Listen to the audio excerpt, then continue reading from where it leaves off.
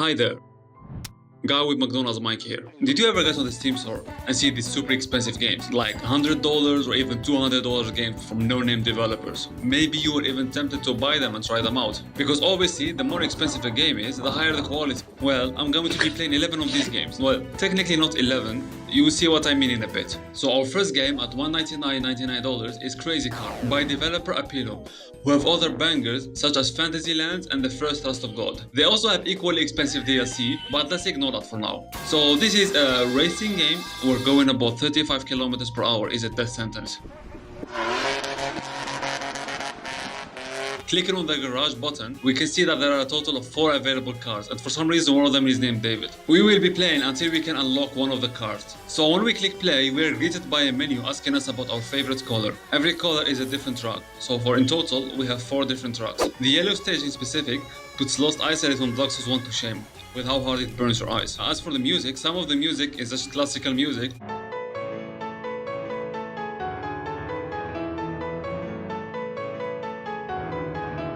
and some of it is apparently AI generated, well, at least according to the DLC page. After I decided to buy David, that sounded wrong, I realized there was no difference between the cars. Driving on these tracks felt like the video game equivalent of death scrolling. Boring trucks, boring cars, crazy car more like lazy car. 2 out of 10. We are off to a rough start so far. I don't know, next racing game could be better. Supreme Race on Highway. It costs $200. It's developed by Hede Studios, and it's a traffic racer knockoff. Of course it's a knockoff. When you play this game, there is one track that keeps on looping for all eternity.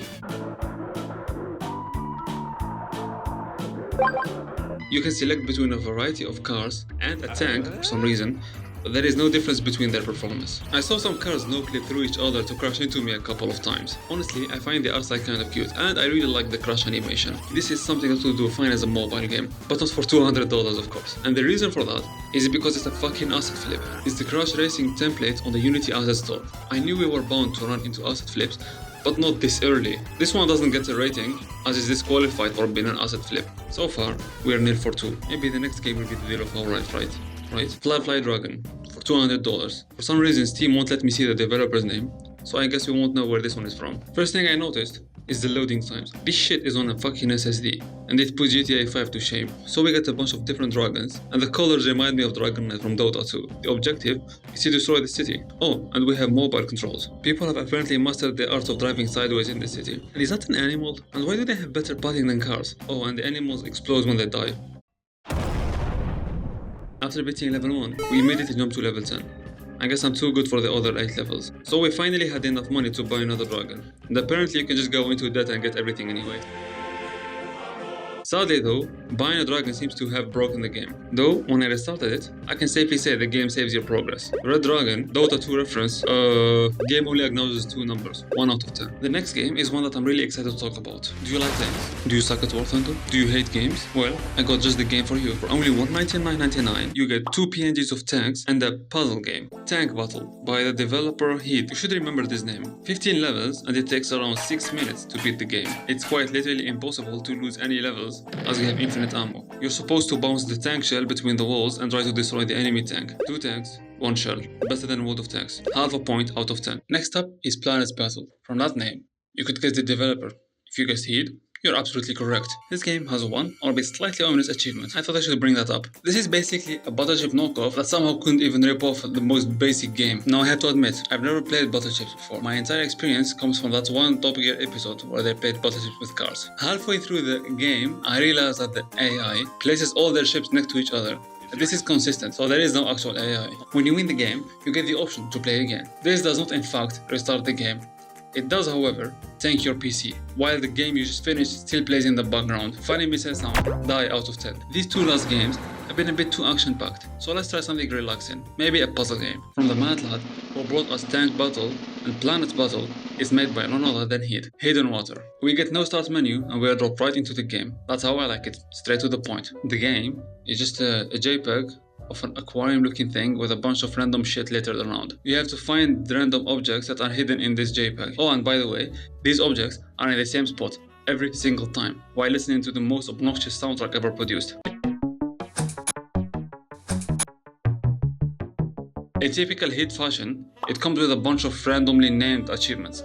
Of course, one level 16 objects, 1 divided by 16 out of 10. Did you like that one scene from Dude, Where's My Car? Well, they made a game about it, inventively named Save Giant Girl from Monsters 2. You control a helicopter shooting down Chinese spy balloons. The balloons are supposed to be the monsters, by the way. The game is an endless defense game, I guess, and the giant girl doesn't have any animation except for when she dies. You control the helicopter with arrow keys and you shoot with left click. The game mentions having rockets with right click, but it never worked for me. The game is full of fake reviews as you would expect a banger game like this to have. Oh, and if you watch the trailer, the giant girl is literally in a T-pose.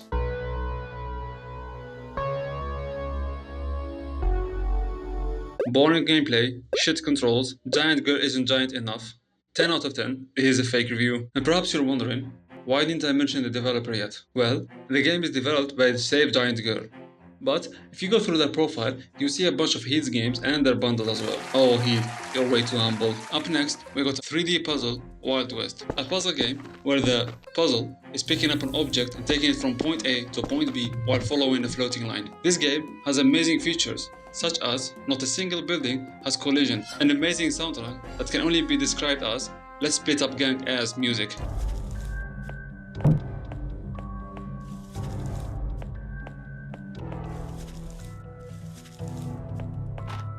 Shit gameplay, asked me for network access, 2 out of 20. Oh, and in case you were wondering, this is also a certified Hede banger. We haven't played any horror games yet, and that's for a good reason. I don't really like horror games because I'm a fucking coward. So I might be biased in this game's review. Nah, it's a Hede game. It's probably going to be as anyway. Scream or die. No start menu, you got dropped directly into this shit. And you're greeted with this shitty voice line that keeps repeating.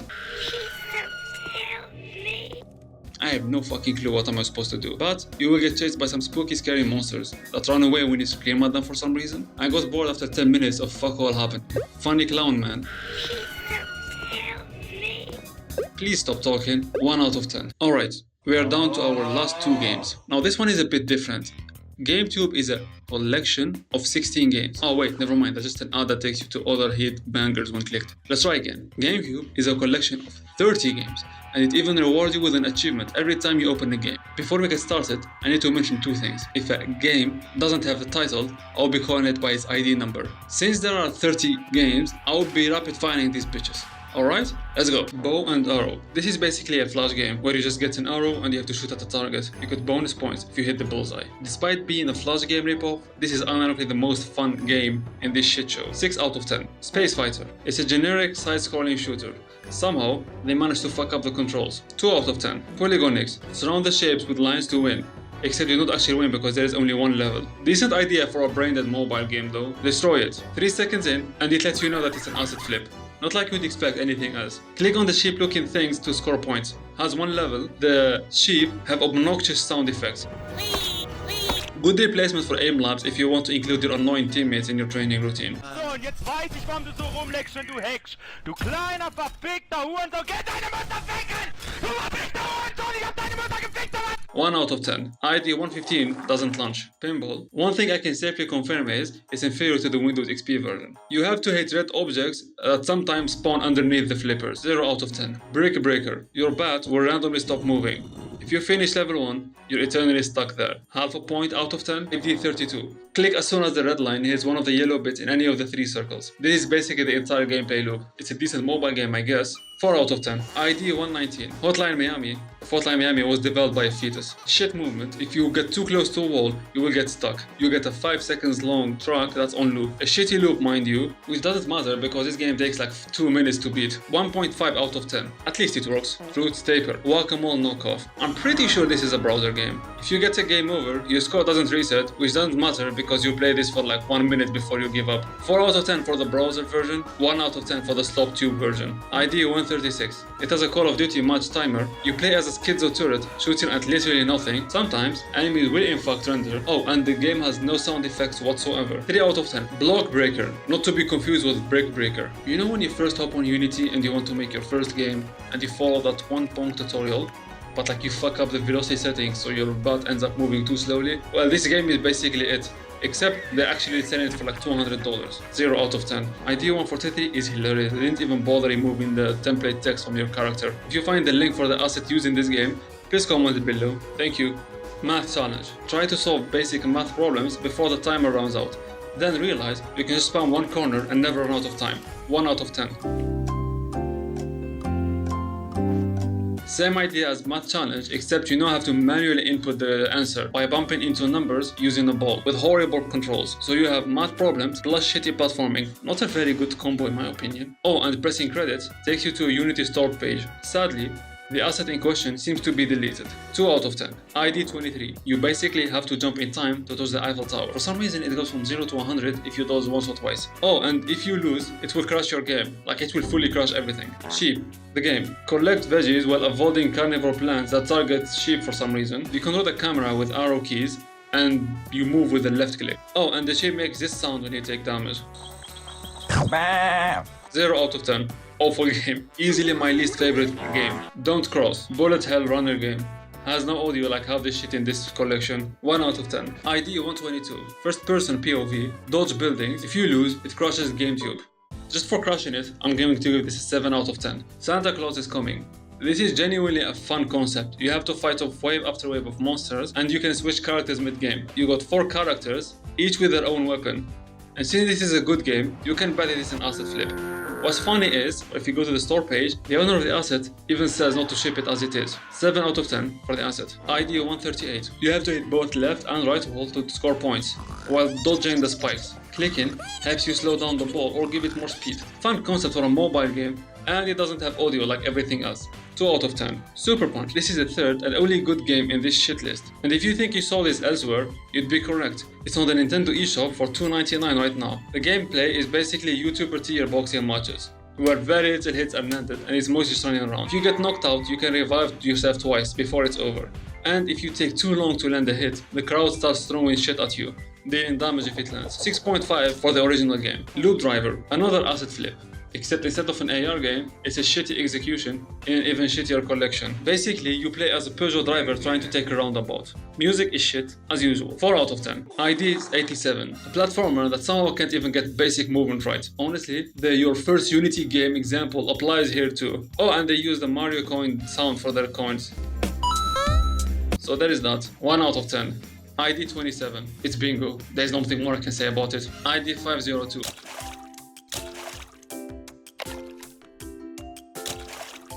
Yeah, now I'm good. Alright, so this is everything in GameTube.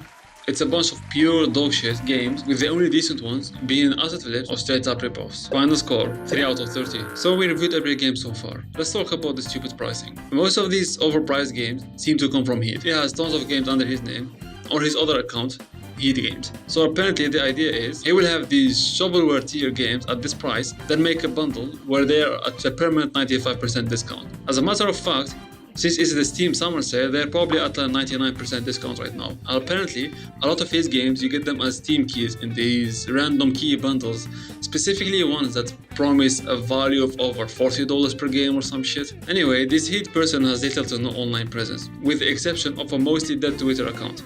I want to go for a more in-depth research regarding this person at some point, but that's for another video. This one is too long already. Let me know if that's something you want to watch. Yo, you forgot the game. What's that? Fuck, numbers, you forgot a game. I can't hear you. You forgot a game, you idiot. Oh shit.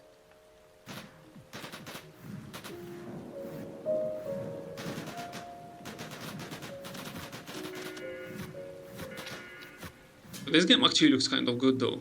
Maybe it's the hidden gem we've been waiting for. Yeah, it just crosses. There is no game. I fooled you. Subscribe. Bye bye.